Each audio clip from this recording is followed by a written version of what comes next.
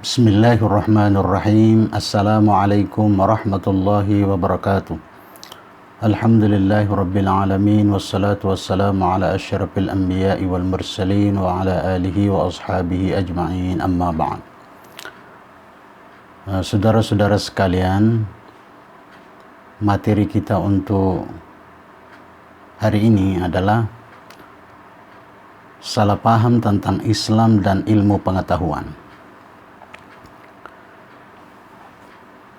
Kesalahan pemahaman terhadap Islam tidak hanya terjadi di kalangan orang-orang non-Muslim, tetapi juga di kalangan Muslim sendiri yang belum memahami Islam secara menyeluruh.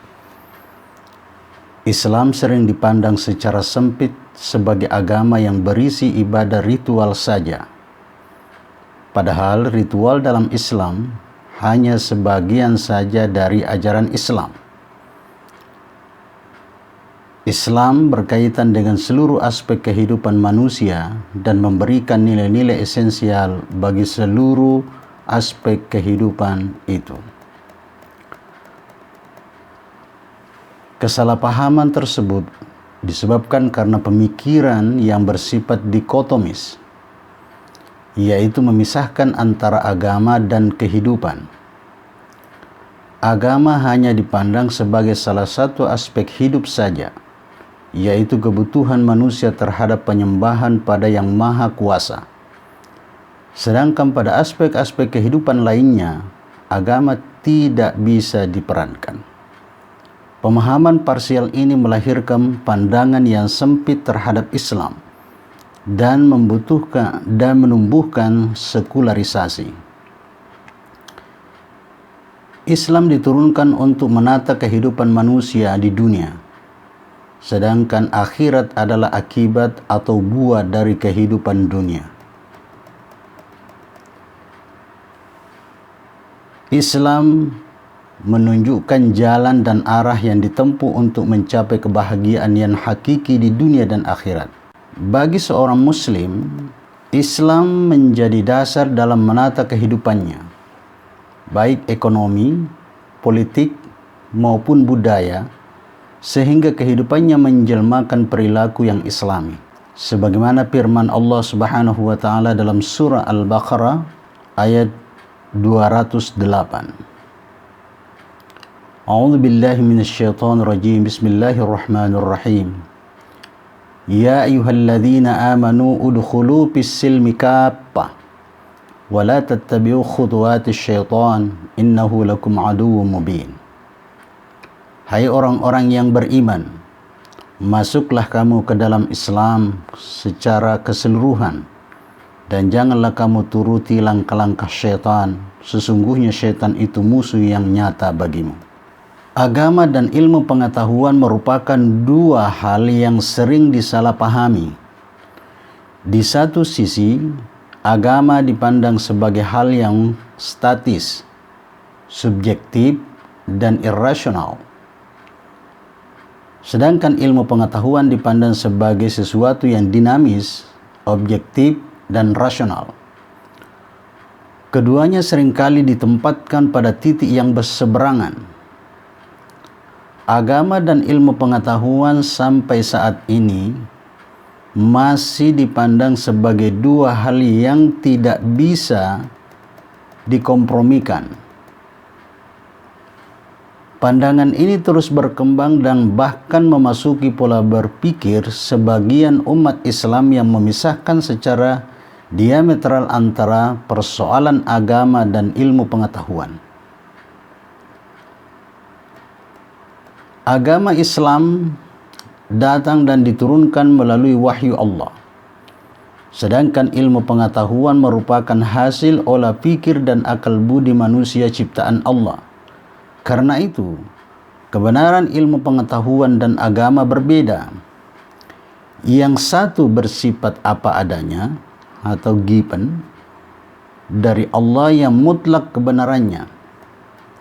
Sedangkan yang lain diciptakan dan disusun oleh manusia yang kebenarannya bersifat relatif.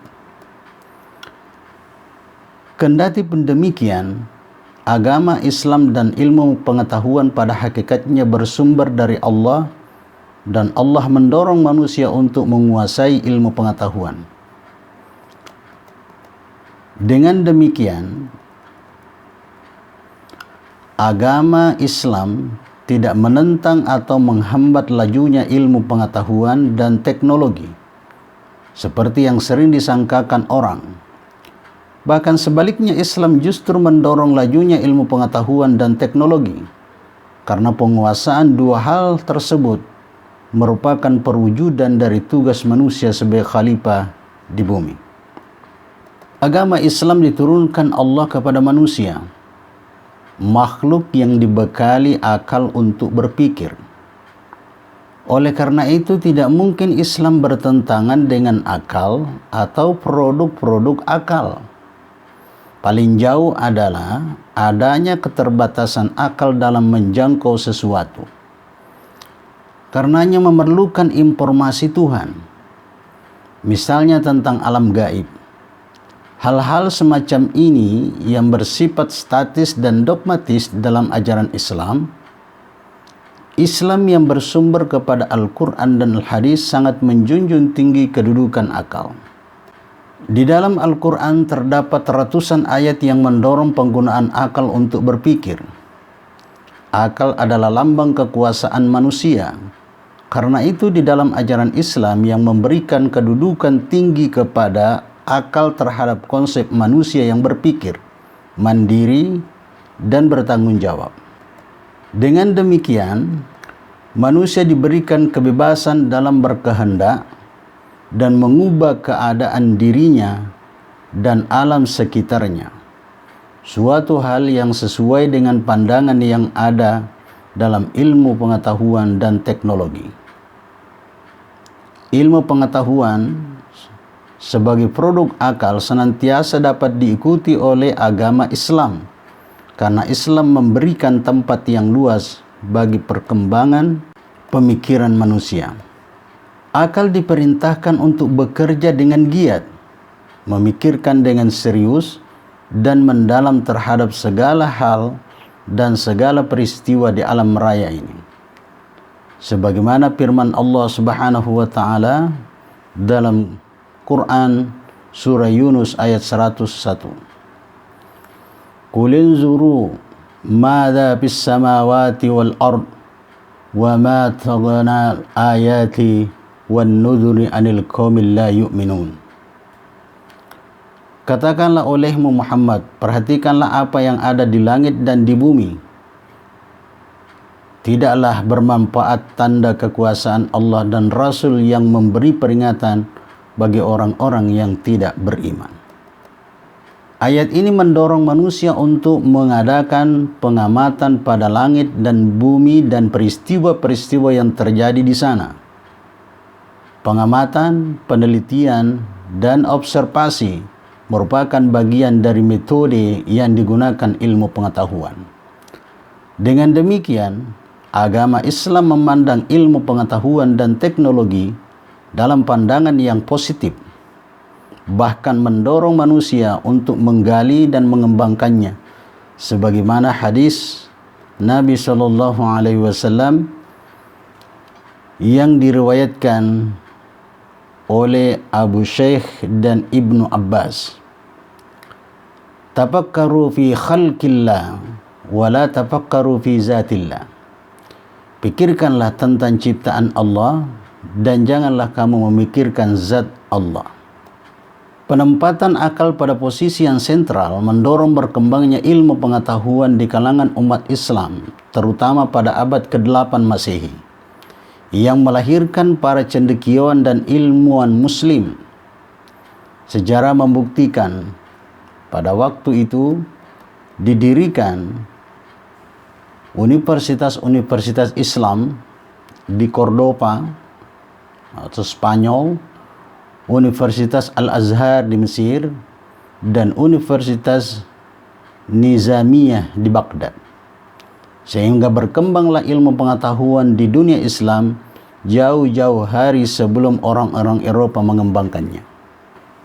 Cendekiawan dan ulama Islam zaman silam bukan hanya menguasai ilmu dan filsafat yang mereka peroleh dari peradaban Yunani, tetapi mereka kembangkan dan tambahkan hasil-hasil penyelidikan dan pemikiran mereka sendiri ke dalam dunia ilmu dan filsafat. Dengan demikian timbullah ilmuwan-ilmuwan dan filosof-filosof muslim di samping ulama-ulama ahli agama. Ilmu pengetahuan dalam pandangan Islam, fenomena, tidak dibiarkan berdiri di tempat netral dan berjalan sendiri. Ilmu bukan untuk ilmu itu sendiri, tetapi ilmu pengetahuan untuk kesejahteraan manusia. Bahkan ilmu pengetahuan diarahkan kepada pencarian kebenaran yang dapat difungsikan untuk menambah keyakinan akan kemahakuasaan Allah dan kebenaran agama. Ilmu pengetahuan pada dasarnya adalah kumpulan rasionalitas manusia yang dihasilkan dari logika dan fenomena-fenomena alam. Gejala-gejala alam adalah aturan baku yang ditetapkan Allah atas alam sementara yang disebut dengan sunnatullah. Ilmu pengetahuan pada dasarnya hasil upaya manusia mendeskripsikan secara rasional, sistematik hukum-hukum sunnatullah tersebut. Jika ilmu pengetahuan merupakan deskripsi sunnatullah, maka sumber ilmu pengetahuan adalah Allah sendiri. Ilmu pengetahuan yang berkembang pesat pada dunia barat berdiri di atas pandangan dasar yang menyatakan bahwa alam memiliki hukumnya sendiri dalam bentuk keteraturan dan harmoni di alam semesta. Pandangan ini melahirkan pemisahan antara hukum Islam dan hukum Tuhan, sehingga ilmu pengetahuan menjadi kering. Hal ini berbeda dengan pandangan Islam yang tidak memisahkan antara hukum alam dan hukum Tuhan. Hukum alam adalah hukum Tuhan pula. Sementara itu teknologi adalah penerapan ilmu pengetahuan secara sistematis untuk memanfaatkan alam di sekelilingnya dan mengendalikan gejala-gejala yang dapat dikemudikan manusia dalam proses-proses produktif yang ekonomis. Teknologi sebagai penerapan ilmu pengetahuan diarahkan kepada kepentingan untuk mencapai kesejahteraan manusia. Kesejahteraan manusia tidak terletak pada pemenuhan kebutuhan material semata, melainkan juga kebutuhan rohania. Oleh karena itu ilmu pengetahuan dan teknologi ditempatkan sebagai alat, bukan sebagai tujuan. Dengan ilmu pengetahuan, manusia dapat menghayati kekuasaan Allah yang tidak terbatas, sehingga manusia dapat merasakan keterbatasan dan kelemahan dirinya di hadapan Allah. Karena itu sudah sepantasnya manusia menghambakan dirinya kepada Allah yang Maha Kuasa. Islam menempatkan ilmu pengetahuan pada tempat yang tinggi dan mulia. Sebagaimana firman Allah Subhanahu wa taala dalam surah Al-Mujadilah ayat 11.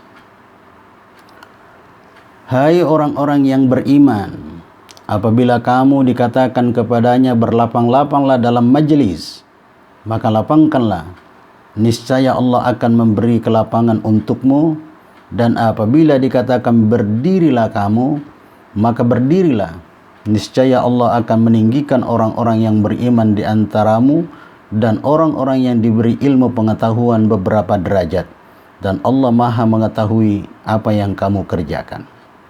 Penyebutan orang yang beriman mengisyaratkan bersatunya iman dengan ilmu.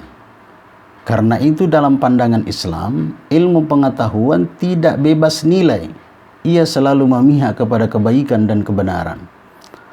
Alam yang luas yang menjadi objek ilmu pengetahuan adalah bukti kekuasaan Allah yang tidak terhingga, sebagaimana diungkapkan dalam firman Allah Subhanahu wa taala dalam surah Al-Baqarah ayat 255.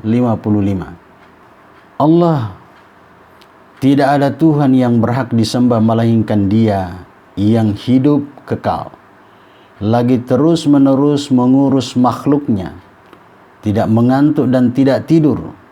kepunyaannya apa yang ada di langit dan di bumi. Tiada yang dapat memberikan syafaat di sisi Allah tanpa izinnya.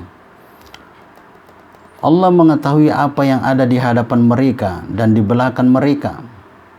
Dan mereka tidak mengetahui apa dari ilmu Allah melainkan apa yang dikehendakinya. Kursi Allah meliputi langit dan bumi, dan Allah tidak merasa berat memelihara keduanya, dan Allah maha tinggi lagi maha besar. Ayat ini menunjukkan bahwa sangat luas kekuasaan Allah atau sangat luas ilmunya antara langit dan bumi. Hal ini menunjukkan bahwa sangatlah luas ilmu yang bisa digali di alam semesta ini, baik dalam pengertian alam kabir, makrokosmos, atau alam saghir, mikrokosmos. Betapa luasnya ranah tersebut sehingga kalau manusia memperoleh ilmu pengetahuan dalam pandangan Allah, ilmu tersebut masih sangat sedikit. Dengan demikian, tampaklah bahwa agama Islam berpandangan sangat luas dan positif terhadap ilmu pengetahuan dan teknologi, serta mendorong umatnya untuk kesejahteraan umat manusia dan keridhaan Allah Subhanahu wa taala. Demikian materi kita untuk hari ini. Lebih dan kurangnya mohon dimaafkan. Assalamualaikum warahmatullahi wabarakatuh.